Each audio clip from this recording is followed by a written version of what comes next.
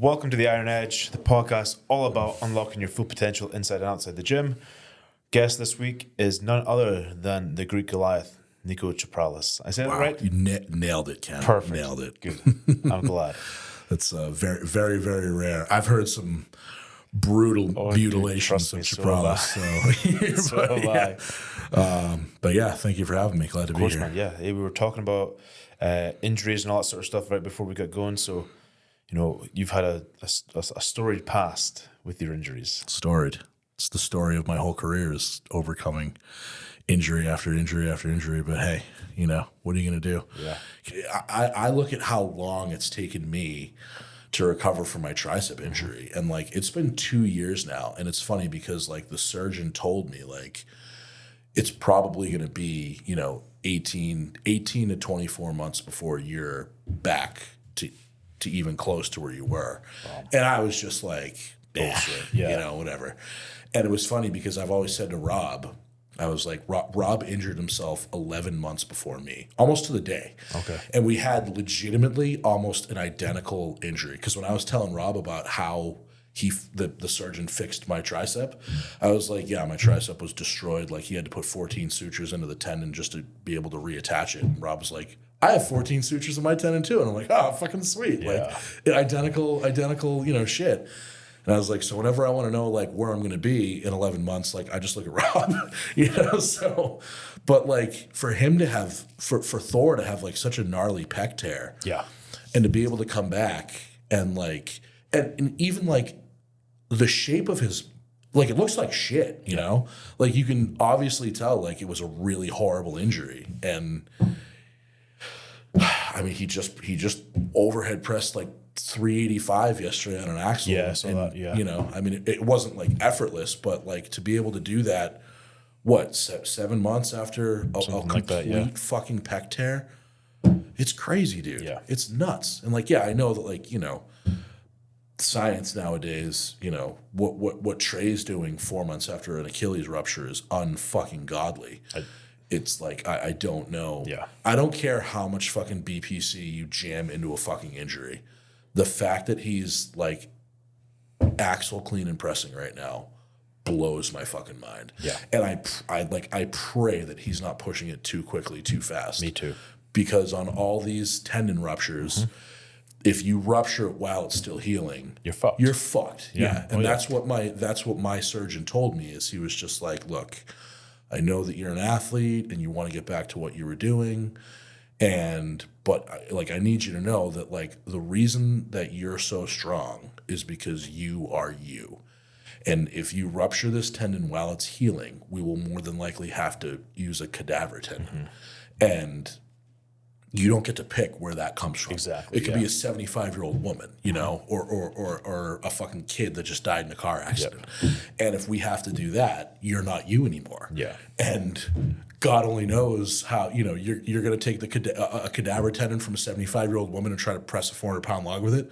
Good luck. Exactly. You know? So, yeah, exactly. So like, yeah, like I'm glad to see, like I think Trey really, really wants to do worlds this year, you know?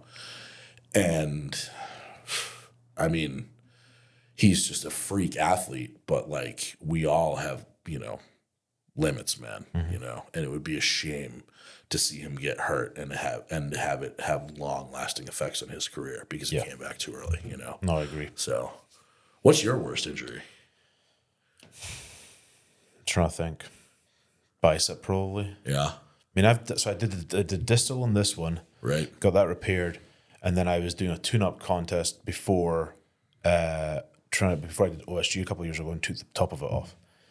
Of the same bicep? Same bicep. Shit. So that's off. Didn't get it fixed. Nobody gets proximal Typically tears not. fixed, Typically you know? not. Do you feel it hinders you at all, or like? It's interesting because it's like if I do like bodybuilding stuff, I'll be sitting curling, no problem, and then boom, just fucking dies. Really? It's weird. So it's like the endurance factor's not there. Yep. But your top end strength is still for the most. I mean, I'm dealing with different shoulder stuff. Been dealing with shoulder issues for like a year now. Going back and forth. like this. I think I was crushing myself, and this one was getting all fucked up. This one feels okay, and it was getting better. Last day of honeymoon, caught an edge, and I hit so fucking hard. I cracked the GoPro screen, and I thought I broke my clavicle in this shoulder. That I hit so fucking hard, and now I'm trying to get this fucking back. But I mean, I've done like calves. I'm notorious for tearing calves. Between both my calves, you're talking over 20 tears. Really? Holy fuck! Yeah. What do you do? Like, what do you just like Little shit. It's like warming up with 110 farmers. Pop the calf. Wow, that's embarrassing. I know, right? But I think it's because I hope you mean 110 kilo. no, Oh, you're kidding me, man. That's 110 pounds. Yeah, wild. That's fucking brutal. Wild. There were some heels or something. Well, I think what it is that because of like, I was always like a really explosive athlete, that when like my training age started getting up there, and I maybe wasn't doing as much recovery work, just being tighter or dehydrated, because I tore more stuff being in the US. It was a lot of it was in Colorado. I love his inflection on his accent, by the way. Yeah. Dehydrated. I'm like, what the fuck is that? But it's like, you know, I'm in Colorado, and it's like the heat and all, because that's like when I did the bad one. I'd been training all in Colorado, and I tore it at nationals in it was Des Moines, and it tore like when you tear a bell, like a muscle belly, it's like it's like a bang. Right. When you tear a tendon, it's like a slide. It's like a So I felt like I was like, oh fuck, I just took my Achilles off. right. Luckily I didn't, but that was the worst one. It was like I've had some fucking shitty stuff. Yeah. Like that was like when I came back from my tricep and the first year back at OSG in the Viking press, and like I was thought I was going to be good for like 3 or 4 reps, like enough to get some decent points and whatever. And like, I didn't realize. So first of all, that event was bogus. And the reason it was bogus is because they didn't, when you were giving your heights, you could adjust the front and the back of the implement. no. And I was just like, and I didn't know that at the time. Right. And then fucking Obringer, who's a monster of an overhead presser, the dude's like, he's crazy, you know? And he was just like, oh, what'd you set your back height at? And I was like, my back height? And he was like, yeah, you could do the back. And I'm like, what? Are you kidding me? Put it like as low as you fucking can. Yeah. And so I went to pick it, and it felt so fucking heavy. And like I grabbed it, and like I felt like just a fucking pop in my upper arm. And I was like, what the fuck? And if you watch the video, like I pick it and then I put it down, and like I had just spent 8 months rehabbing this fucking tricep. And I legitimately, like I went backstage, and I'm like, dude, I'm not like when I get hyped up to like do a big lift, like I'm not one of these, like I'm not an Evan Singleton where I smash my head into the wall or whatever. Like I'm a very internal fucking guy. When I felt, and I had no idea what it was at the time. I thought it was like a front delt. Yeah. And dude, I went backstage and I legitimately had the worst meltdown flip out of my career. I threw my fucking belt across the I was it was like to the point where like I'm kind of embarrassed about it, you know? Yeah. And, you know, Steve came down just to be supportive, and like he walked backstage and he's like, what do you think it is? And I'm like, I have no idea, man. Just felt a huge fucking pop. And it's fucking numb right now. And I hope that I didn't tear a fuck. I'm hoping it's a muscle belly, wherever the fuck it is. Yeah. And he was just like, he goes, well, are you gonna, mind you, like Steve's one of my best friends, you know what I mean? And he's like, are you gonna continue? And like, I fucking looked at him like he was like the worst human in the world. And I was like, are you fucking kidding me? Yeah. Like, what do you think I'm fucking here for? You know what I mean? Yeah. You think I came all this way to literally pick up a Viking press and quit, you know? Because like, I just like,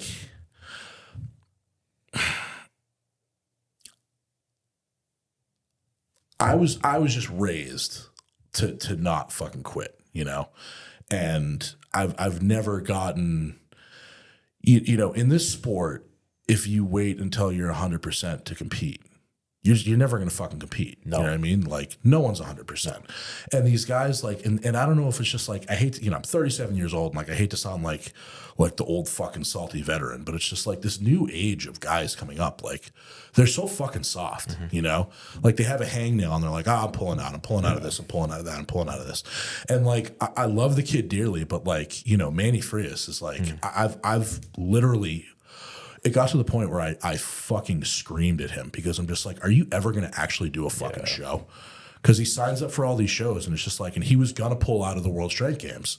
And I'm like, dude, like, no wonder you don't have any fucking kids. You pull out of everything, you know? And he was just like, bro. And I'm like, no, dude, like, really, you know? Like, at some point, you just got to pull the trigger and do it. So like, you know, and I gotta say, like, that year at OSG, like, I've always liked Lynn, and he's, you know, he's a really good guy. And, you know, after my flip out, I went back to my Airbnb because I needed to clear my head and get the fuck away from everybody because like I was not in a mood to be around anybody. And like, I didn't get 10 steps back into the building before Lynn like found me, and he's just like, are you all right? Like, you gonna be able to continue? And I'm like, yeah. I don't know what it is. Like, I'm not like in a lot of pain, which realistically is probably a bad sign. But like, but I was just like, you know, I mean, I got some like the next 3 events are like my best events: farmers, deadlift, and sandbag to shoulder. And I was like, so if I can pull off a fucking miracle and place, you know, top 5 or 10 in every event and make the final, like, what the fuck? I'll give it a shot, you know. And like, and I placed like 15th in the farmers. I was just, you know, I couldn't feel anything on my whole left side, and I was just like, fuck it. And then I think I took 3rd in the deadlift, which for me is horrible, but you know, whatever. And then like, you know, that year, like sandbag to shoulder, like in training, it was like me and Wes Claiborne like going back and forth about like who's gonna fucking win it, you know. And like, my technique with sandbags, I've always been like a side pick guy and like just throw it up, you know? And, you know, a lot of guys are like the vertical pick, which like for whatever reason, like I suck at. I can't get it down, you know? And I need to pick it and pop the hips and literally just throw it up, you know? And like, it was 270, I think it was 275 to 375. And I picked up the 275 and like, I just didn't have that. Like, it was like, you know, like I got the 275 and the 300 and the 325. Like it was, you know, it was doable, but like, I just didn't have that like pop. And like, I went to grab the 350 bag and like, I went to fucking swing it up and like, I just couldn't, it was just, and I was so fucking embarrassed because like Derek came all the way down, you know, and right before the sandbag event, Colin sits down next to Derek because he was trying to get Derek to come back this year to do the Masters. Okay. Because like Laws was coming back and like I think Jerry was supposed to do it, but he ended up pulling whatever. But like Colin was like hot on like getting all the, you know, the world's strongest man guys of yesteryear to come do the Masters. And so he's talking to Derek and he was just like, he's like, what do you think about the sandbag to shoulder event? He's like, because I really like it because it's like a real grit and determination kind of thing. And Derek's like, yeah, I agree. Like, you know, he was always about like, whatever's the hardest thing in the world to do, like I want to do it, you know? And here I am, I'm sitting here and I'm like, I'm getting ready. And Derek says to Colin, he's just like, wait till you see this fucking guy, fucking one of the best in the world at sandbag anything, sandbag to shoulders, front carries, whatever. Like he can just fucking suffer through it. And then I shit the bed and like, I was so fucking embarrassed, you know? And it was just like, to get the Derek Poundstone stamp of approval and then come up short. Like I wanted to literally crawl into a fucking hole and die, you know? And, but whatever, man. I mean, and it sucked too, because like after that, like everyone started like calling my, Did you start this? Mm-hmm. Oh, okay, cool. Perfect. Sweet. Perfect. Sorry. Yeah. Okay, cool. Everybody started. Yeah. We'll patch it together. But after that, like, you know, I got so many, like, dude, people on social media are fucking brutal, you know? And it's like, I had so many people just being like, you know, you're a fucking phony. Like there's, you know, and for the OSG qualifiers, like, you know, I literally, I weighed my bag on video, showed the lead bars that I put in there because there was, I wouldn't say like I gamed the system, but there was no rule on the size of bag that you had to use. I remember us talking about that. Yeah. Because you used like a 120 kilo bag or 265 bag, right? The first bag that I did that was I think it was like 420-ish. I used a 265 bag. And then for the 470, I used a 350 bag and put three 52-pound bars of lead in it. And I had to do like some tweaking because if the way that I do it, if the bars were like off center a little bit, it was brutal, dude. It was crazy, you know, which is like, you know, when they did the sandbag over bar last year at ASM and they just like put 10s and 5s like in one end, I'm like, that's gotta suck, you know? But like, you know, I was honest about like, I said, and I'll still say to this day, like, if that was a whatever the 180 bag, like this, I wouldn't have been able to shoulder that, you know, like it was, I knew my leverages and I knew what I was capable of. And within the confines of the rules, I, you know, went as heavy as I could. Yeah. And, but, you know, but for all these people to like, you know, just fucking shit on you and be like, you know, it sucked, you know. So then leading from that, how do you feel social media plays a part in strongman? Because for me, it's a double-edged sword, I think. Yeah, it's funny because, you know, I feel like it's a great way to get yourself out there and to, you know, display your talents to people that normally wouldn't, you know, see it. But I don't think that it should play a part in invites to shows. Yeah, I agree. Yeah. I think that, you know, my biggest, I don't want to say gripe, but like there's no clear path to like let me finish my statement. There's no clear path to the Arnold or Worlds. And, you know, people will argue like, well, OSG is the clear path. And I'm like, is it really? Because if you look at the last 3 years of OSG, okay, 2021, Kordiaka wins, Remick comes in second, Cotton comes in third, right? Kordiaka gets an invite to Worlds, okay? 2023, Remick wins, Schoonwinkel comes in second, Rag comes in third. They all go to Worlds. Yep. 2023, what is this year? 2022, 2023. 2023, Crowder wins. Yep. What was it? Derwinski came in like second and Goldtree came in third, or I'm flipping it or whatever. Like that. But that was the podium. Yeah. You had 2 Americans and a Canadian on the podium, and nobody gets invited. Yeah. So it's like, is it really what is? Was it not a case that the agreement is that it's a invite to Giants live? Yeah, and so that's the thing is that like so Crowder just got his invite to the Vegas show. Yep. Which I think that's the right call. Like he's a great deadlifter. I think he's going to do phenomenal at that show. But you know, I feel like. And, you know, in the Arnold's even worse, whereas the only guaranteed way to the Arnold is to win the Arnold Am. Yeah. And that's, you know. It was good when they changed it to that qualifying system and then COVID killed the whole thing. Exactly. You know? And that's the thing is like, I would love to see, you know, and like they kind of like dangle the carrot where, you know, you go to OSG and then you get invited to Giants. And if you podium at Giants, you get invited to Worlds. Mm-hmm. The problem is, it's not necessarily a problem because it's still legitimate, but there's 7 Giant shows throughout the year, right? So, you know, if you do quick math, like, okay, 7 times 3, 21 invites. And then, you know, the the finalists from the last year should automatically get invited back. So there you have your 30, 31 guys, like da-da. But now all these guys do all the giant shows because, you know, they're professional strongmen and they're looking for a payday.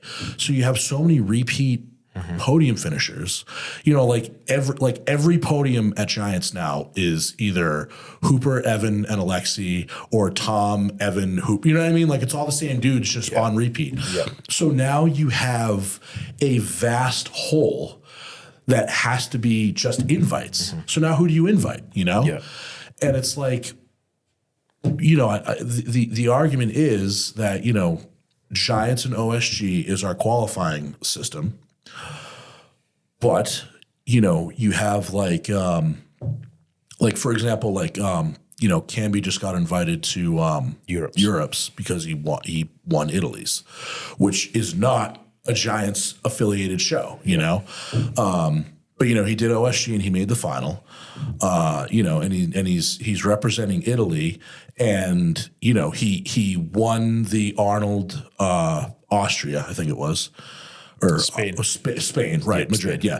Won the Arnold Spain, and then he won Italy's Strongest Man. So, like, yes, you know, like Italy's Strongest Man should be represented at Europe's. It's you know, but then like you get into the argument of like, so where do you like? What's the hierarchy of said country's strongest man getting an invite? Because Lucas Hatton isn't even on the radar for Giants or Worlds, you know? And he just won ASM in convincing fashion, beating Bobby, Rob, Crowder, all these really good guys. So, like, what is, it's like, what's the formula, you know? Like, there needs to be a clearer path, in my opinion. Yeah, and I mean, I think it's always been the case. You know, they started having a bit more structure to it. But it's always been the case. You know, it's like when Super Series was around, same deal. But it's like, I don't know how you combat that. Right. You know? I mean, you know, and I think that now with the, you know, they're doing the Arnold UK again this year, which Lucas did get an invite to. Yep. And I think that's a really good set of events for him. I mean, he's at ASM to see him and Rob go back and forth on the dumbbell.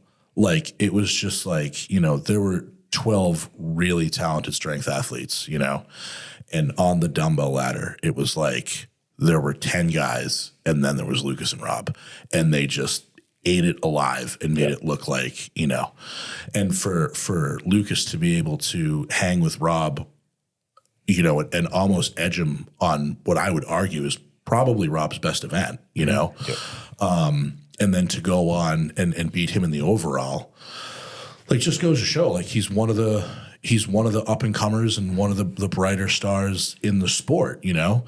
And I just feel like, you know, it's super tough because you look at Worlds and, you know, you have 30 spots and they usually invite, you know, 6 or 7 Americans. And at the end of the day, like, they are still trying to sell a TV show, you know? Yeah. It's still a business. And, you know, I'm always of the thought process that, like, it has to be what's best for business, you know? And when you have established guys, you know, like Evan, like Bobby, that have a following and are going to bring eyes to the sport, you know, it's really difficult to, like, who you gonna bench to put in Lucas Hatton? Yeah. You know what I mean? Like, that's the question, you know? And even if, you know, because on paper, like, yeah, I mean, Bobby got hurt, but, like, on paper, like, Lucas beat Bobby and Rob at ASM. But, like, is it the right move for Colin and Darren to invite Lucas over those established guys? And then you run into the problem of, if you're not going to do that, then you have your established guys year after year that start to get older. And then if you don't bring up your next group of stars, then you have this huge vacuum eventually where it's just like, well, now all these guys are still unknowns. And it's like, well, that's the point I was going to make, was like, you know, who do you bench? Just like, well, you look at it from a perspective of like, okay, well, you know, Brian's not competing in Worlds. Right. I'm not sure about Jerry. So then there's potentially 2 open spots, but how many guys do you have? Right. You know, it's like there's more than 2 guys. Yeah. Like, so it's trying to figure that one out. Like, I don't know what the answer is. I don't know what the answer is to making it a fair system to all, you know? Yeah, I mean, and obviously, like, you know, my opinion means fuck all, but you know, it's still my opinion, so whatever. But like, if I was Darren or Colin and I was running Worlds, and you know, you look at, you know, you've got your guys that have been like the regular guys for the last, you know, however many years, like, and this, you know, I genuinely like him as a human. I think he's a great dude. But if the question was, who are you going to bench for Lucas? The answer is Kevin, you know? I mean, and Kevin's a phenomenal athlete. I mean, he's, especially for his size, he's amazing, you know? But like, at some point, like, you got to pull that trigger and give someone else a chance. And, you know, that's just a sport. And that doesn't mean that Kevin can't go back. You know, maybe Kevin should do ASM and podium, and then he'll have the, you know, but I mean, and again, like, this is, believe me, this is not me saying like this is how it should be or this is how it's going to be. Like, like I said, my opinion doesn't mean dick, but like, I'm just saying that, you know, you're going to, eventually you're going to have to give these guys, you know, the next group of guys like a fair shake and a shot. And you know what, if you call them up for a show and they don't do well, you know, and again, like, you know, another guy I really like, I consider him a really good friend, is, you know, Tyler Cotton. Does amazing at all these shows, and then he gets the call up to Giants and he doesn't do great, you know? And so if you give a guy a shot one time and call him up and give him a chance and he doesn't do well, like, well, then you can slide those other guys back in, you know? Yeah. But like, you got to give these guys a shot, you know? So it's not a perfect science, and it's not, you know, easy to figure out how to go about doing it. But like, you know, it's just, you know, the sport has to be ever evolving. And I do have to say that, like, I have a lot of respect for, you know, a guy like Brian, where I think a huge thing of him stepping away, like, he wanted to step out on top, but I think like he knew that he was giving it his absolute all.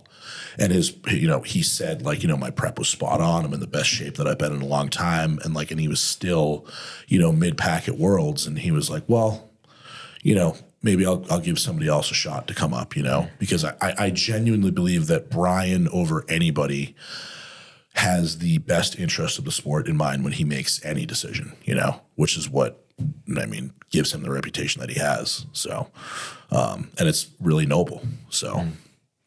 So we talked about earlier about, you know, athletes having followings and all that sort of stuff. You are, how do I put this? You're no, put it however you want, Ken. You're no stranger to stirring the pot. Let's put it that way. Right. And we spoke about things before we got started about, like, you know, having, you know, using social media and all that sort of stuff to actually develop it, you know, and, you know, you have to be marketable. Right. Do you feel like that is lacking with a lot of athletes? Because I think it's lacking with a lot of athletes. From a standpoint of, you know, you need to be entertaining to the audience. Do you think that's why some people don't get like called up at times? Yeah, I mean, at the end of the day, you know, you obviously it's a sport, and the great thing about Strongman is like it's very quantifiable. You know, if your lift is X and mine is Y and yours is bigger than mine, then you're stronger than me. You know, that's at the end of the day, that's just how it is.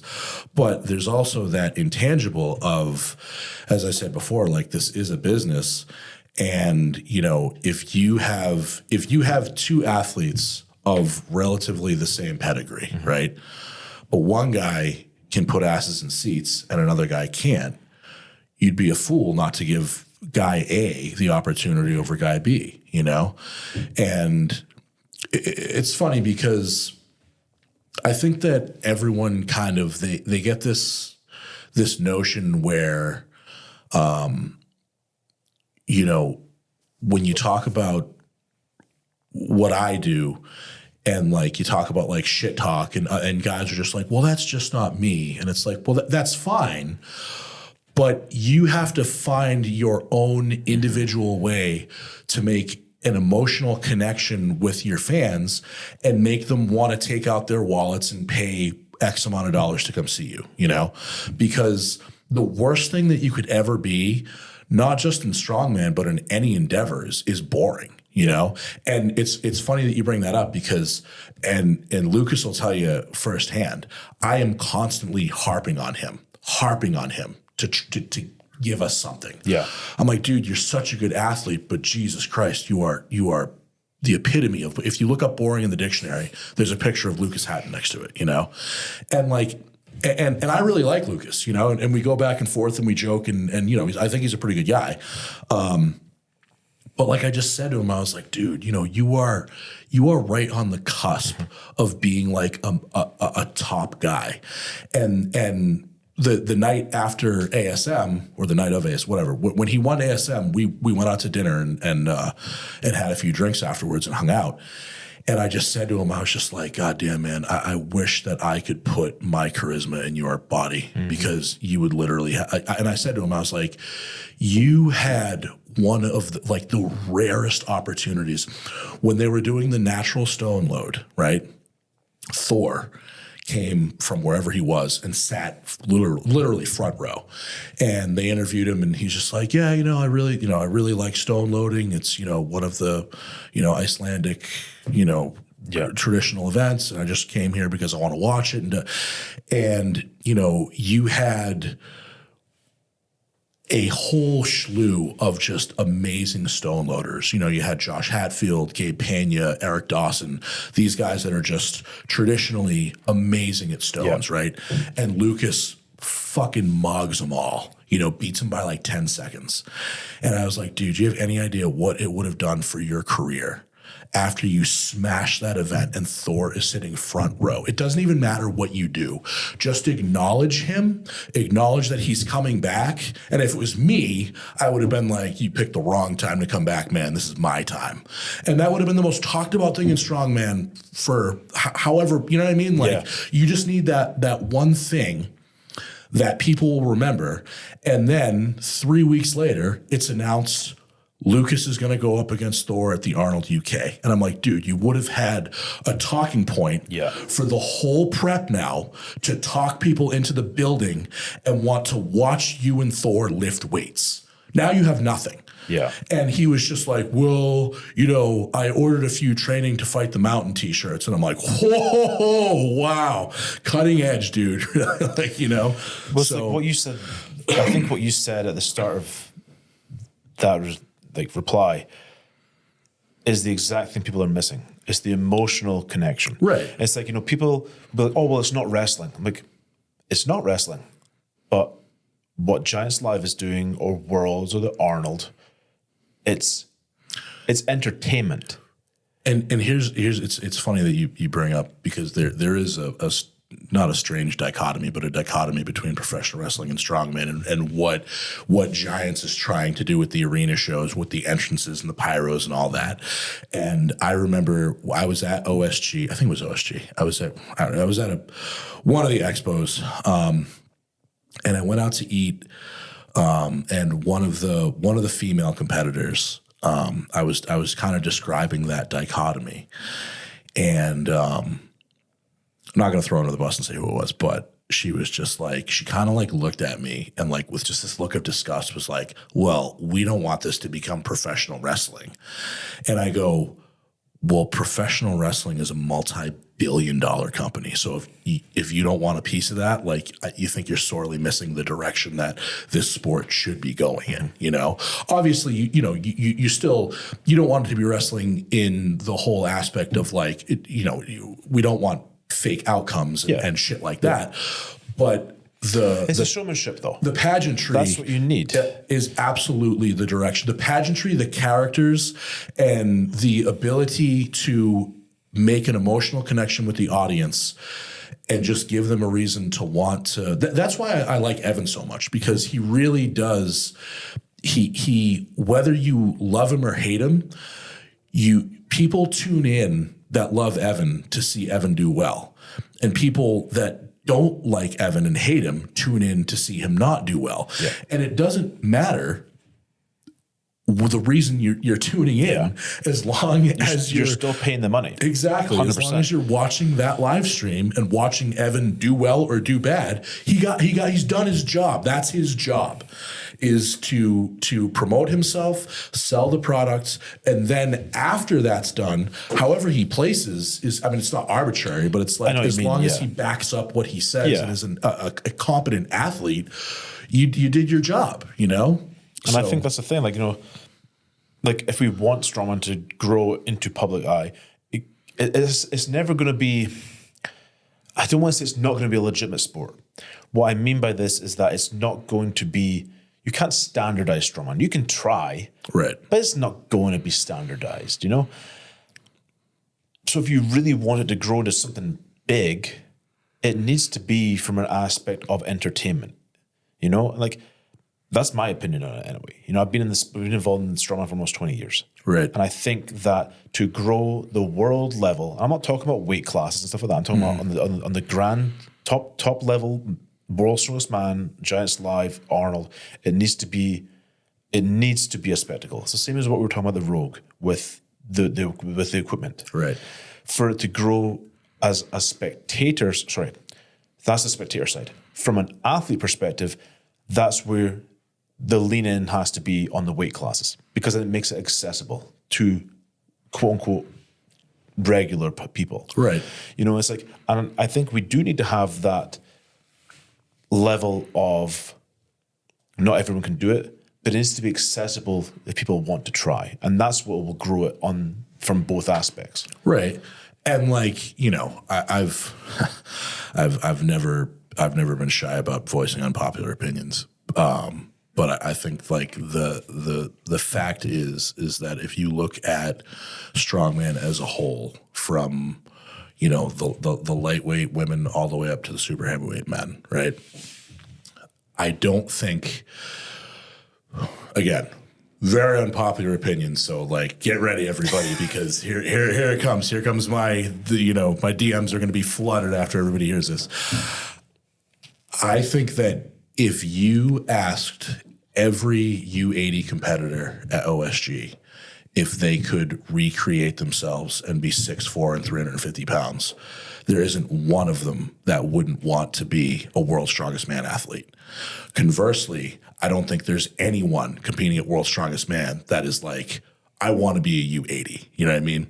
So while I do, it's great that this sport has evolved to be inclusive and everyone can do it. And don't get me wrong, like I'm a huge fan of the U80s, the U90s. Like, I think they're amazing athletes. I think that you could eventually almost like rebrand that into a different aspect of the sport, you know? But at the end of the day, the casual fan is always going to want to see the biggest, freakiest guy lifting the biggest, heaviest weight. And I think that's where you have to have differentiation between the part of my mother's calling me. I mean, Jesus, you're going to leave your mom on. Oh, she all did. Right, that's your funeral, bro.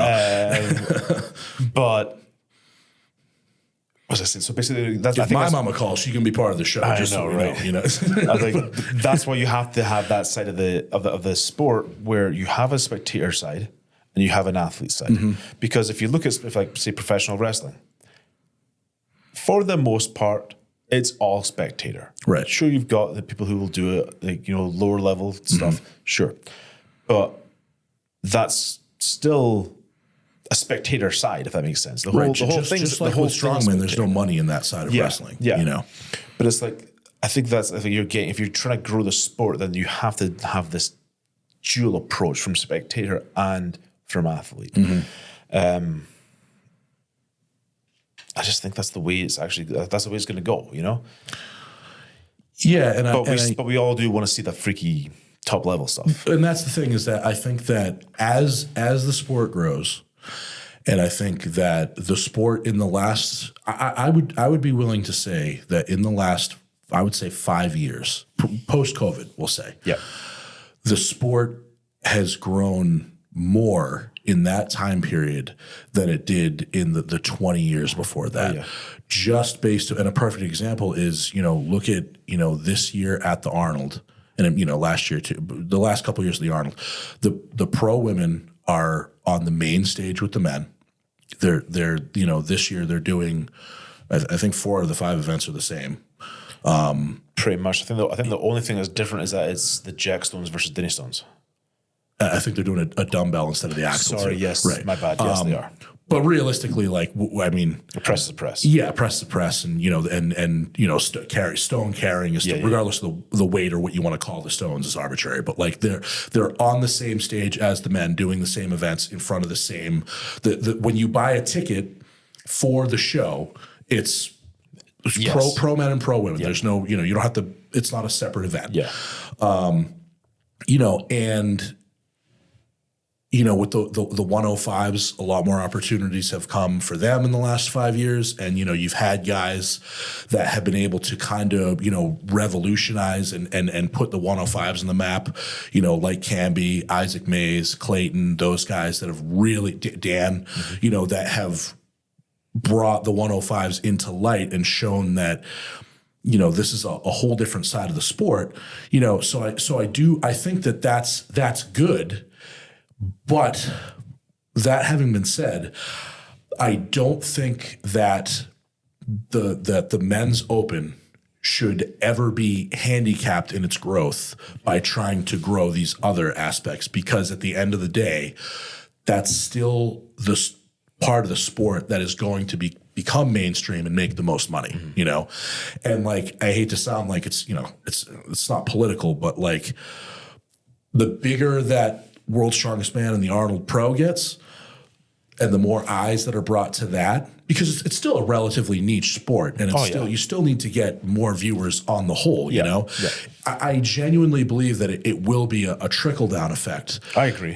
And you'll for every 100 viewers that want to watch the World's Strongest Man and the Men's Open, maybe you'll get 20 more viewers for the middleweights and 10 more for the lightweight women or whatever the most niche, and it's still, I think that the hang up that a lot of people get is like, they get upset because it's like, well, we only got 20 more fans and the Men's Open got 100 more fans. But you still got 20 more fans that you wouldn't have had, So it's like, we can either fight amongst each other or we can just try to grow the sport as a whole. Yeah. And eventually, once it gets big enough, it's like, it'll all kind of balance itself out. I think that stunting any growth because of jealousy is just cutting off our nose to spite our face, And I think that it's difficult because, a lot of these athletes, they do.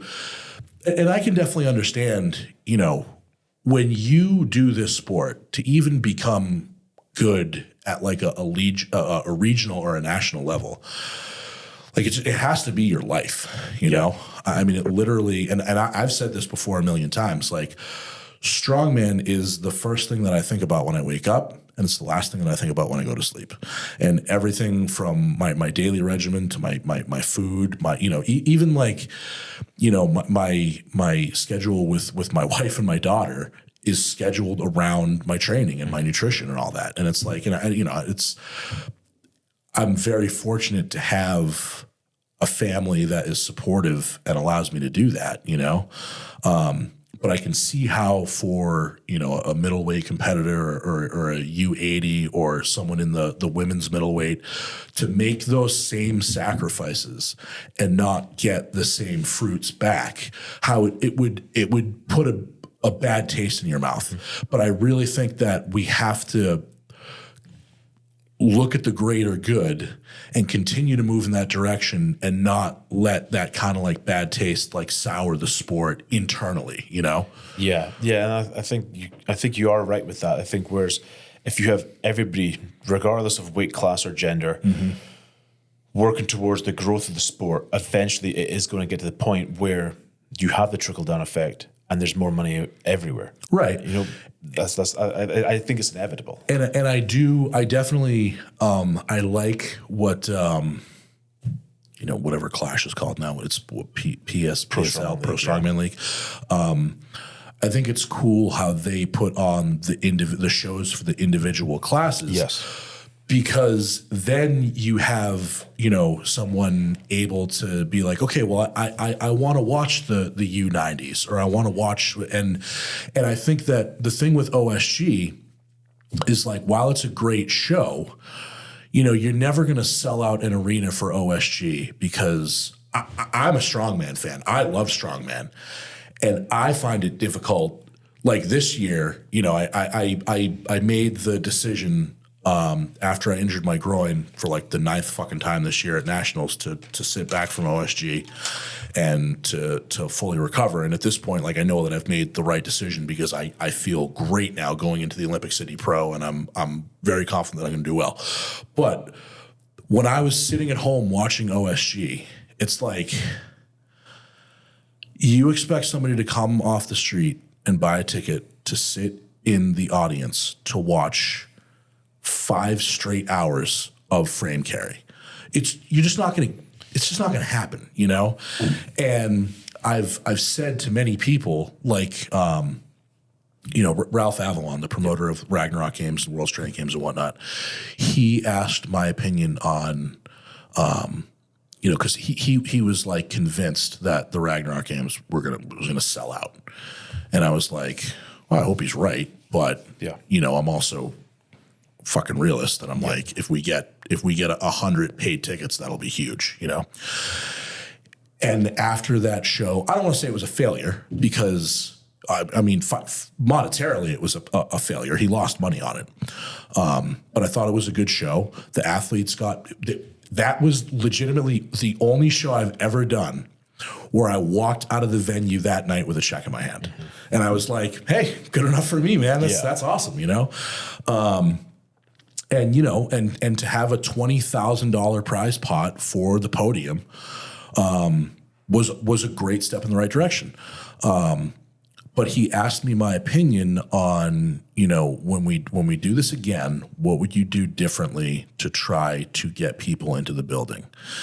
And I said, I think that the biggest mistake that you made was running your weight classes, your adaptive, and your pros all at the same time. Yeah. You know, I said, if I was to do this, and he didn't listen to me because he didn't do this at the World Strength Games, and again, like, but regardless, I said that if you're going to sell tickets, you know, you sell tickets to people during the day. You have your adaptive, you have your, you know, your weight class athletes, you have your amateurs, and then at 4 o'clock you close, and the pro show starts at 5, and you run the pro guys at night, and everyone that bought a ticket to, you know, all the families that flew in to see the amateur and the whatnot, your ticket's still good to come back and watch the pro show, but people that just want to watch the pros would then have to buy a ticket to come in, because to sit through a full day of Strongman it's a fucking task for anybody, you know?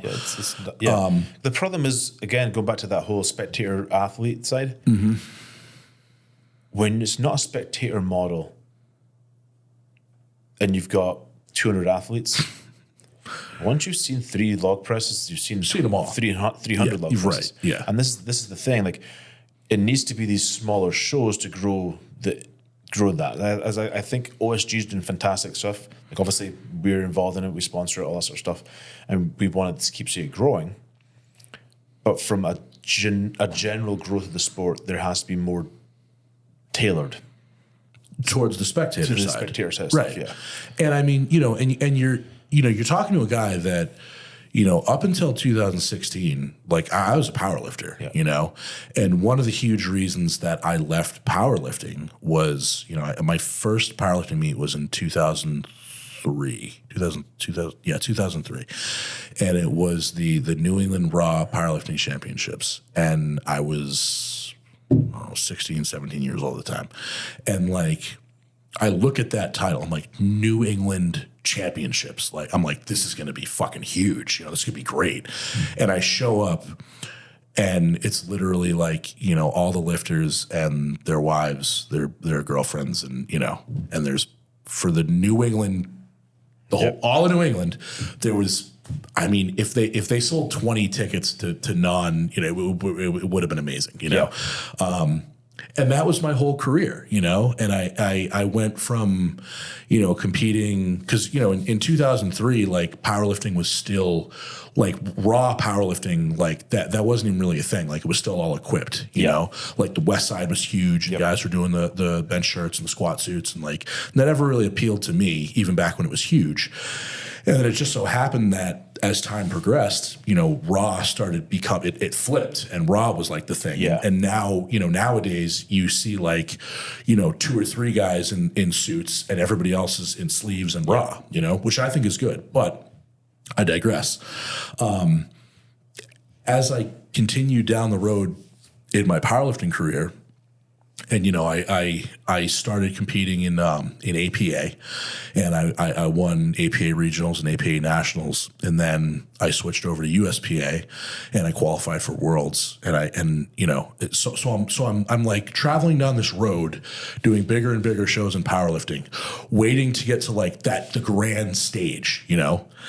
And because as an athlete, like, you know, every athlete I think that wants to do well and has an aspiration to be a world-class athlete, like you don't want to just do it for no one. You want a crowd, you know? Yeah.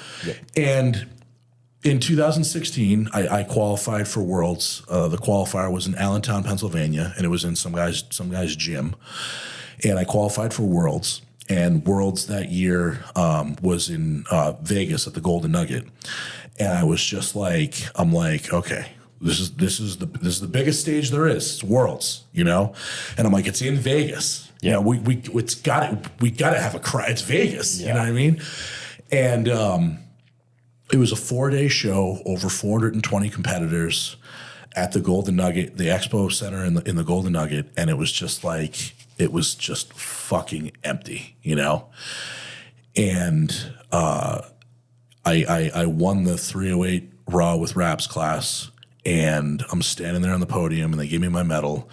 And to be a world champion in powerlifting, I think I got a check for like $1,500. And that was the last powerlifting show I ever did. And I'll you know, maybe like down the road, like I'll do one as a whatever. Yeah. But like, for me to look at from 2003 to 2016, a 14-year odyssey of commitment of literally my entire life, and the culmination for that to be an empty room and a $1,500 check, I was like, what the fuck, dude, you know? Yeah. And that was kind of when like, and to boot, I tore my rotator cuff on my second bench attempt. So I'm like, so now this $1,500 is going to be enough to get me home to start the healing process to now, you know. So I took, you know, that was November of 2016. I took 2017 like completely off. I went and I got an MRI done on this. And, you know, I was stupid enough to not have gone to a sports doctor, you know. And he was this British orthopedic surgeon. And I remember like clear as day, I was sitting and he was reading me the MRI results, and, you know, he was given the, you know, infraspinatus and the blah, blah, blah and all this shit. And he was just like, you know, it's not bad enough that I want to do surgery. And I was like, okay, so like, what do I do? Like, I literally, I couldn't bench more than 225 without being in pain, you know? And I said that to him. And his response to me was, well, just don't bench over 225. And I was like, I'm in the wrong fucking room with the wrong guy, you know? And, you know, I said to him, like, can I have a minute to talk to my wife? And, you know, he walked out, and like, I looked at my wife and I just started sobbing. And I was like, I'm never going to be the same again. My fucking career's over. I did all this. I you know, and I don't want to say like, you know, at that time I was emotional. It's not like my powerlifting career was a waste, you know? Yeah. But it was a tough pill to fucking swallow, you know? And then, you know, subsequently for the 2016 Worlds, and a few of the national championships I won before that, I had been training at Derek Poundstone's gym when it was in Waterbury, Connecticut. It was Poundstone Performance, back when that place was still open. And, you know, Derek did you ever go there? I don't. I think I was still in Colorado when it closed. Okay. Yeah. Because it was like a great facility. Yeah. Like it was like 3 garage bays. It looked fantastic. It was sick, Yeah. and it had that like, you had the right group of people, and like, Derek was, at that point, like I think he competitively stepped down in like 2014. Yeah. So he was just looking to kind of give back to the sport and give his knowledge and whatnot. So I trained there a little bit for these powerlifting shows. And in 2018, I just kind of like, I made like some post on Facebook about how like, I was depressed and I kind of lost my way and whatever. And Derek reached out to me and he was like, had you ever considered trying Strongman? And I was just like, to be honest, no. And he's like, well, I think you should. Yeah. And he was like, I'm coaching a few athletes. And so that's how I started with Derek. And we spent like a solid year just like transitioning to, because dude, like the first time I ever picked up a sandbag. Oh yeah. Dude, it was like a monkey fucking a coconut. Like I had no idea what I was doing, Like I had like my best numbers in powerlifting were, I had a mid-8 squat, a mid-8s deadlift, and like a mid-5s bench, which translates into nothing in strongman. It was literally like absolutely zero. And I remember I ordered the first time that I got sandbags, they were Rogue sandbags because I don't even know, like, was Cerberus even a thing in 2017, 18? Like we were just starting to get more out there. Okay. Yeah. And I ordered like a 200, a 250 and a 300, and the 300 might as well have been 5,000. Yeah. Like I went to grab it and I was like, I didn't know like the technique on how to, like, I couldn't even get off the ground, and it was super humbling.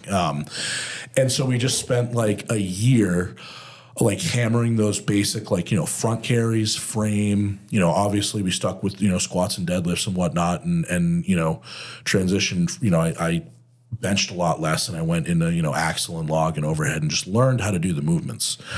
And, I was getting all prepped for my first show and then COVID hit, and like the world shut down and everything got canceled.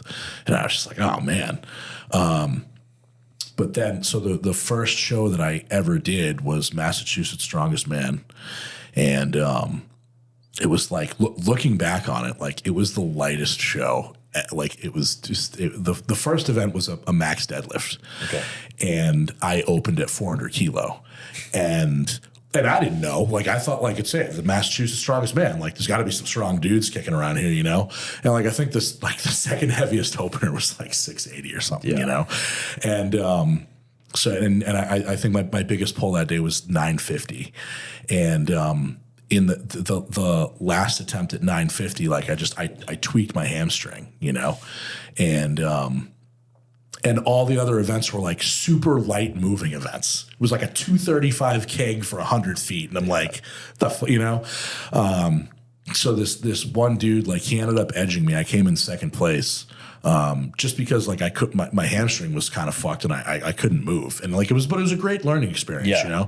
And I qualified for nationals and I went to nationals, and then I ended up taking second place at nationals.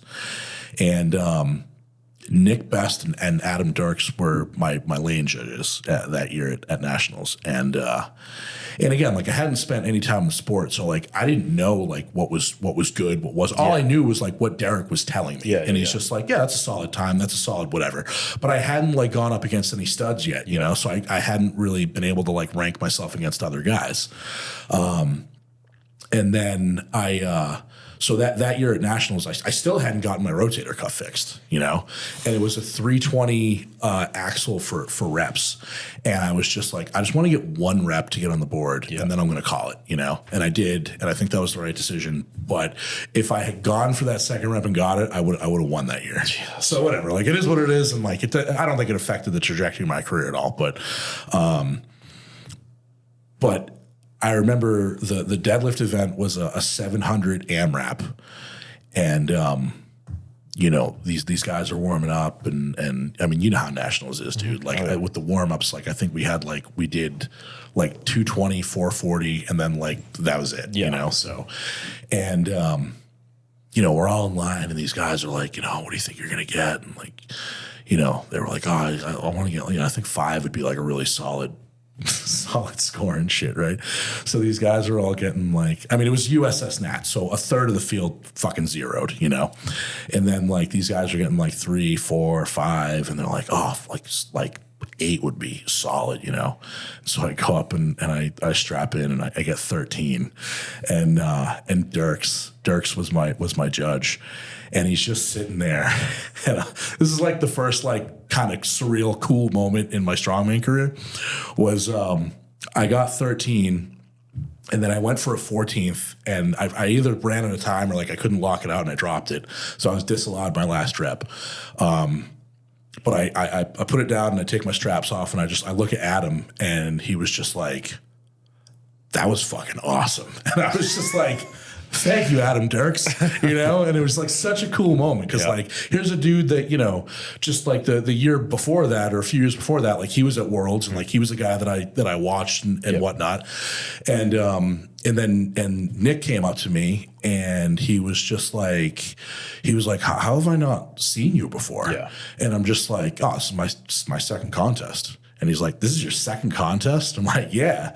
And he's like, well, I think you got a pretty bright future ahead of you if this is your second contest, you know? So, like, to have, you know, like, Nick and Adam kind of, like, you know, just give me that, like, it wasn't even like a pat on the back. It was just, like, to know that they were even somewhat impressed with what I was capable of kind of gave me the notion of, like, I could probably be at least decent, you know what I mean? So, and then, so after that, that was when this was the first year of Clash, and like 2 weeks after that, they announced that they were doing the American Deadlift Championships, you know, and they had like a 4-show qualifier series, and the first one was in Waco, Texas, in September, and so I signed up for that, and we flew down to Waco. And I pulled like 940 or whatever. And it was like the top 5 pulls would go to the finals. And it was like, you know, that was the first year that they did it in Hilton Head. And they were all like, you know, they were like, this is going to be huge, man, you know? And I'm like, sick. And then 2 weeks after that was when I ruptured my tricep. So it was like I was flying high. I'm like, you know, I podiumed at Nationals this year. I qualified for the American Deadlift Championships. Like, you know, everything's going great. I'm firing on all cylinders. After Nationals, I got invited to my first 2 pro shows, which was the Bricktown Showdown and then the Clash of the Tridents in where was it? It was in Jersey. And so I signed up for both those shows, and I'm just like, sweet, like, going to start making some money doing this, and like, got some cash pots and shit, and I'm like, you know, really looking forward to it. And then I ruptured my tricep, and I ruptured my tricep the week before Clash of the Tridents, and I had. At that Waco show, I pulled 940 and I just missed 1,000 by like, it was over my knees. Yeah. It was like 4 inches over my knees. And like TJ, he was one of the owners of Strength Elite at the time. He like took a picture and like freeze framed it. And like the fact that it was like that close and I didn't get it like still haunts me to this day, you know? And, so the Clash of the Tridents was 4 weeks after that. So I'm like, and they had a max deadlift in the event, and I was like, fuck it, I'm gonna go for it again, you know. And then to rupture my tricep a week before the show, I had the MRI, and I didn't pull out of the show. So this is like to circle back to like these pussies that pull out like on the drop of a fucking hat, like it's just not me, you know? So my arm was like fucking black, you know, I'd had the MRI, and I said to my orthopedic surgeon, I was like, I have this like really big show where there's a deadlift, and like, I want to pull 1,000 pounds. Like, it's been my life goal to pull 1,000, and like, can I still deadlift? And he was just like, well, you know, we haven't gotten the MRI results back, so like, if it's a muscle belly tear, you can, but if the tendon's ruptured, you probably shouldn't, you know? And I'm like, okay. And I'm like, so what's this? Can we fast track this MRI shit and like, let me know? And he's like, we'll let you know as soon as you possibly can. We loaded up the car. We were in the car on the way to Atlantic City. We were in like northern New Jersey, and I got the phone call like, yeah, you can't deadlift this weekend. And I was like, fuck. Which was brutal, man, you know? And I was like, I was fully prepared. Like my you know, it started to bleed out, and like my hand looked like the hamburger helper hand, you know? And I was still like fully willing, if this guy was going to give me the green light, like I was going to give it a go, you know? And it just so happened that, you know, it just wasn't in the cards. But I had a couple athletes competing there. So, you know, I was there to help them out and whatnot, and it was still a good time. And that was the beginning of, you know, this 2-year journey to now, to get back to the point where like I can comfortably log press, you know? So going full circle. So I know you mentioned earlier the Olympic City. Yeah. Olympic City. Yeah. So that's the next one. I mean, everything looks like you're primed and ready to go. Yeah. I mean, I feel really good. And you know, I had, this nagging groin injury for my entire prep for the World Strength Games and the American Deadlift Record Breaker Series. My groin was just like, I couldn't really squat, and it was just nagging the shit out of me. And it happened like back last April. My first session back in the suit, like I just like, I don't know if because like the suit was too tight or whatever, but like I just felt something in my groin. And as soon as I took the suit off and I didn't have that compression, I was like, oh God, something just feels like shit, you know? And like, it was just nagging me the whole way through.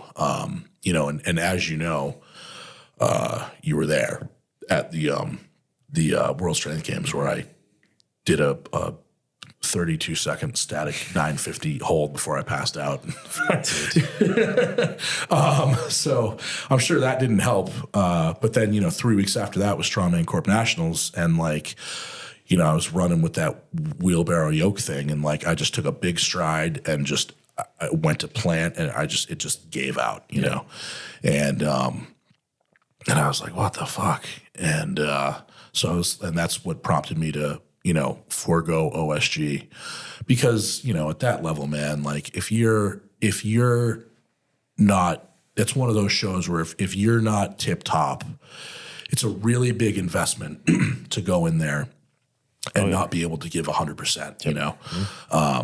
So I was just like, you know what, I'm going to kind of try to be smart about this and take a step back. And like, that was the first show that I pulled out of in my whole career, you know? And then I just kind of focused. I did like a 2-month like kind of bodybuilding block to just give my body a rest. And then, you know, I started this prep for the Olympic City Pro, and everything's gone really, really well. I'm super excited because like the lineup is just ridiculous, you know? I mean, other than like, you know, obviously the world's strongest man, top Americans, you know, Bobby and Evan and those guys, like, you know, they're not going to be there. But, you know, I mean, Tim Buck placed 4th at OSG 2 years ago. You know, Gabe Pena, been the world's strongest man multiple times. Josh Hatfield, super strong guy. Chris Matos, who has a 450 overhead. You know, Tyler Gustafson, who was in the top 5 at Strongman Corp Nats this year. You know, myself, who else is, I'm sure I'm forgetting a bunch of guys, but like, Manny Frias in his, we'll see if he actually makes the show, but like, you know, he took 2nd to World Strength Games, did phenomenal there. So, you know, the lineup is super stacked with like what I feel is the next crop of really talented American guys, you know? And it was also just announced last week that Brian Shaw and Evolution Athletics has put a separate prize into whoever has the biggest deadlift, which like not to sound like a cocky prick, but like nobody's gonna fucking touch me there, you know. I mean, if anybody would, it would be Gabe. Yeah. And you know, he's like, you know, he's had some setbacks and some injuries, like all of us.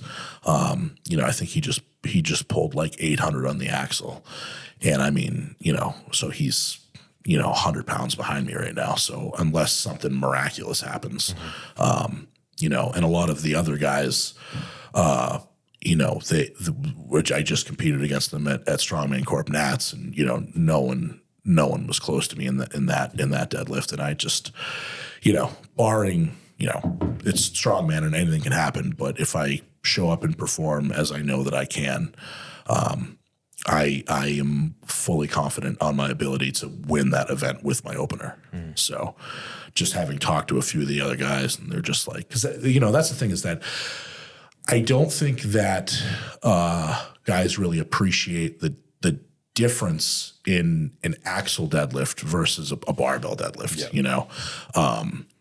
You know, 3 weeks ago, I have a heavy day every 3 weeks. That's just how I train, and you know, at this point in my career and the amount that I've deadlifted, that's just what works best for me. You know, I vary the stimulus every week, and every 3 weeks I have a heavy maximal effort day, whether it's singles, doubles, triples, whatever. You know, and 3 weeks ago I pulled 850 relatively easy, you know, and you know, this next block it's 880, and then I'll have a little bit over a 900. But everybody else is just like, you know, they're like, oh, I'll be thrilled to get, you know, in the low to mid eights, you know? So, and there's really not, you know, any of the guys that would really give me a run for my money aren't at this show, you know, like guys, you know, Roy Aratia out of Arizona, he's a really strong puller. You know, I mean, I don't know what Wes Claiborne's been doing for the last year besides eating his wife's cooking that looks fucking delicious on Instagram. I'm so jealous. But and then you know, Spencer's a really good puller, Spencer Remick. But none of those guys are going to be there. And of the list of guys that are going to be there, I don't see anybody even being in my ballpark, you know. So, which my goal for that show is the first event's a log ladder. It's like 335, 370, it's either 370, 375, then it's like 400 or 410. And they're like these wooden logs that look like they're nice looking logs, you know. And I just, my goal for that event is to get the first two logs in a pretty quick time, because I'm not at that point yet where I'm back to being a 400-pound overhead presser. Yeah. And, you know, strongman being, you got to play the long game and know what you're capable of and kind of, you know, get ready for that. But, you know, after the log ladder, I mean, when I saw this show and I saw the events, I was like, man, what a kick-ass show. Yeah. You know, they're all very traditional, very heavy strongman events. Yeah. You know, there's 1,000-pound yoke, you know, 350 farmers for 100 feet. And then the stone event is pretty unique in that it's ascending height to the middle stone, and then it goes back to descending. So instead of starting at like 60 and ending at, you know, 44 or whatever, it's it goes like 45, 50, 55.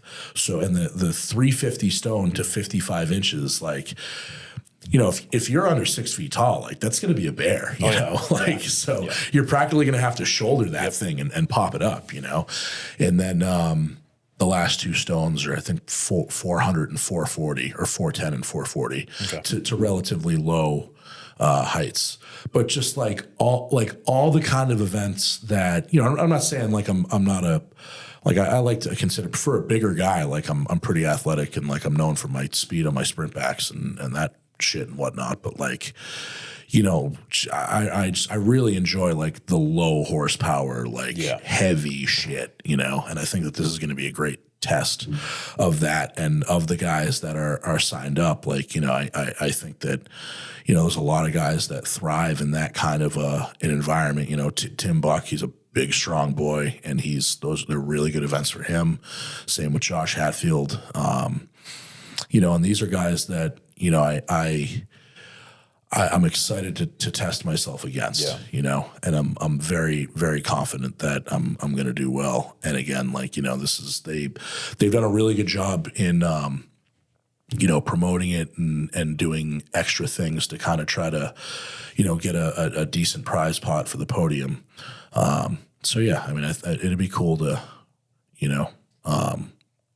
win the deadlift and kind of catch Brian's eye and take a couple bucks from him, and then get on the podium and take another.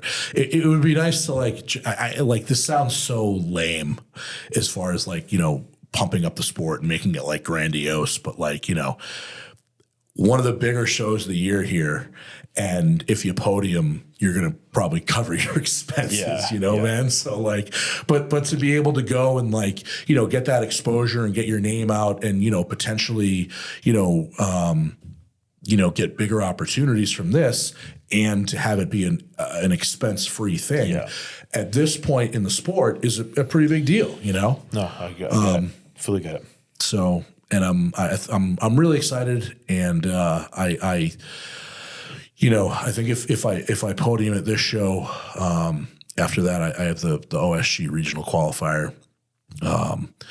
And then I think, this show, the Olympic City, will kind of be like a segue into, I would like to do ASM this year. Okay. And that's kind of because the Olympia is going to be back in Vegas, and I've just always liked doing shows in Vegas. It has that big fight feel to it, Not that last year in Florida, it was cool and whatnot, and the venue was cool, but something about Vegas, man, it's different. Yeah, you go there and it's the bright lights and the big city, and you're walking through the venue and you're in the casino floor, and it's just I'm this must be how Tyson felt when he was going into a, you know what I mean? It's just, I love that. I love that big deal aspect of it, No, I totally get it.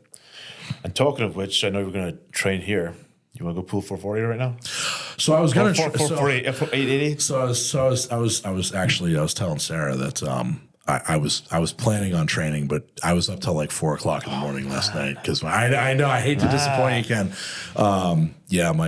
My wife Jenny ate a bad oyster and had I was holding her hair back, so I'm beat, dude. I was literally driving up here and I'm falling asleep. So I got to push my training back to tomorrow, but I'll be sure to tag you in all the shit, and you can.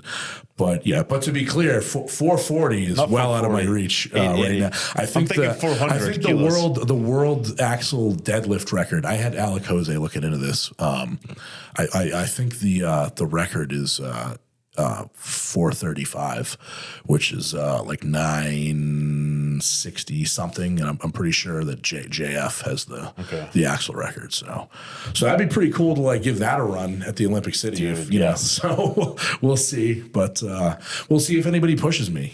To be smart, and I should probably just take the win and move on to the 1,000-pound yoke, but It's a tall order to pull 1,000 on an axle deadlift and then do a 1,000-pound yoke, So not something that I'm ever going to be doing. I don't think. Well, hey, I mean, you never know, man.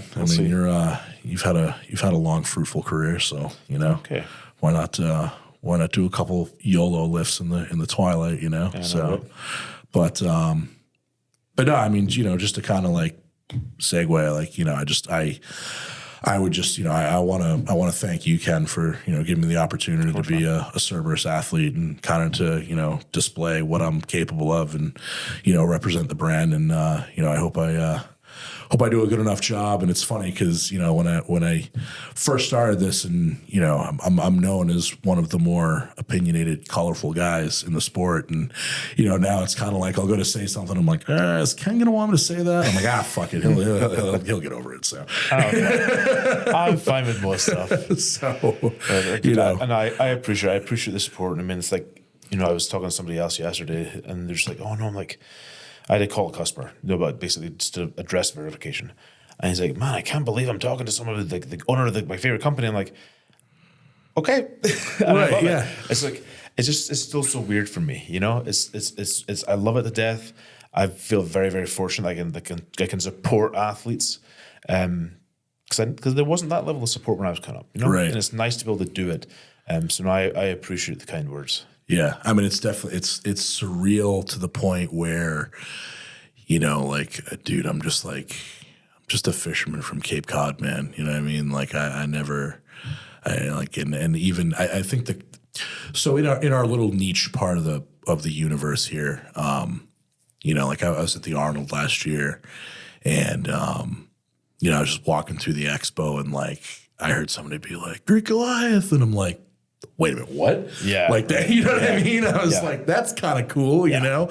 And, but I definitely think that, at this point in the sport, like it is important to like, we all play characters and we all want to hype the sport and help the sport grow and whatnot. But like, at the end of the day, man, like, the character that I portray to try to grow my, my stock in this sport, like, at the end of the day, man, like I am still like a super humble guy. Yeah. And like, I'm first of all, super thankful to be even involved in a sport where, I feel blessed every day to have like found something that like gives me a purpose and a reason, you know? And honestly, like, a lot of people ask like, if you weren't doing this, like what would you be doing? And like, the answer is like, I have no fucking clue, man. I'm the same. Ever since I was very, very young, I've always, my strength has always been a huge part of my identity. And like, whether that's good or bad or whatever, eventually like, Father Time is unbeaten and we're going to have to, find the after the athlete at some point, but I still, I'm genuinely thankful for, people like you and a lot of the promoters and that give us all these opportunities. Cause at the end of the day, man, like, I remember I was when I was at Clash 2 years ago doing the deadlift thing, I had a couple friends with me. And, they're super big Strongman fans, and we're sitting there at the pool, right? And, there was like, Laws was there and Evan and Nick Best and Max Boudreau. Yep. And she's just like, my friend Teresa was like sitting there at the table and she's just like, this is so cool to like have all these guys and like, look at like, they're all, they're all like such big names and whatnot. And I said to her, I'm like, while that's true, we're at a resort here, for Clash, and there's still like 90% of the hotel is still like just people on vacation, and not one of them has any fucking clue who any of us are. You know what I mean? Right. So it's like, like it's cool to be somebody in like in a certain group of people, but like, outside of the Arnold or outside of anything to do with this, like we're still all fucking nobodies. Exactly. You know what I mean? Trust me, I totally understand that completely. To my fucking and to be completely honest, man, it's kind of how I like it, because it's like you can go like, live the part for a weekend at these expos and whatnot, and then you can still like you can go out to dinner with your wife and not have like some guy asking you for an autograph while you're trying to eat your clam chowder. I don't know how I don't know how I would react to that. Yeah, I wouldn't do well with it at all. So. But, and I mean, and I've always said like, the whole sport, other than like Eddie and Thor, no, those are the two guys that have really like transcended the sport. Like, Brian's the biggest guy in the sport, but still a relative unknown outside of it, So, and I'm very thankful for, those guys for basically, kind of having a similar mindset to myself and transcending the sport and bringing, the amount of eyes to, because if you look at the growth of the sport in the last 10 years, like it has a huge amount to do with like, Thor getting on Game of Thrones and Eddie just doing his Eddie thing. Being Eddie, And, and they, if you look at, I mean, to circle back to the beginning of this conversation when you were asking me about, Instagram and whatnot, like those guys by far and away have the biggest Instagram following. They have 3, 4, 5 million people, So, and even if a tiny percentage of that, if those eyes go onto the sport, that's huge for us, Yeah, exactly. So I agree. But yeah, so hopefully I'll be able to stay healthy here for a little while and finish out my 30s and do some cool shit. That's what I'm kind of looking to do. So, I mean, first on the checklist is, there's very few things that I will look at in my life and just be like, if I don't do this, I will consider myself a failure. But I am not the guy to come into this sport and pull 971 and not get to 1,000. I will consider my career a failure if I don't hit that 1,000 pound deadlift. Like to literally to climb the mountain and like be that close to the peak, be looking at it and be like, yeah, I came far enough. Fuck that, dude. So that's my main goal right now. If I could like one individual thing is like, obviously I want to do well at shows. I want to win shows, continue to grow as an athlete. But like that 1,000 pound pull is at the top of my list, so, and I honestly think that the frustrating thing about this sport is unlike powerlifting where it's always squat, bench, deadlift and every, if I'm ready to pull 1,000 pounds today, like that doesn't matter because if it's not there, then you need to like. So now it's like, okay, well I'm ready, but like I got to find a show and I got all this, which is why I'm really excited for this OSG record breaker show in Ireland because I think like all the stars are going to align, and I feel like the way that I'm peaking here for the Olympic City Pro and the axle.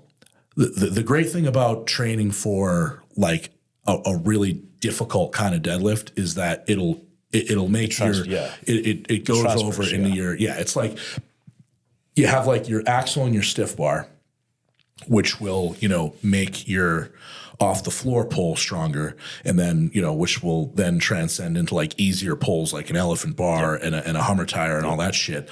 But if you go to the other end and you just train like the elephant bar and the Hummer tire, it doesn't go back in the other direction to increase your axle. You know what I mean? Yeah. So I feel like the way that I've been training, and the numbers that I've been hitting, if I can finish this training block and have a low to mid 9s raw pull on an axle, I think that once I throw the suit back on and go back to a deadlift bar, it should be relatively easy to kind of like just finish it off and get over that 1,000 pound hump, So, because I mean, nothing humbles you more than a raw axle deadlift, man. It's just fucking brutal right from the start. Like you just give it the first little tug and it's like, wow, that's every pound right there, right off the ground, So, dude, it's fucking awful. Yeah. I've been there many times. Yeah.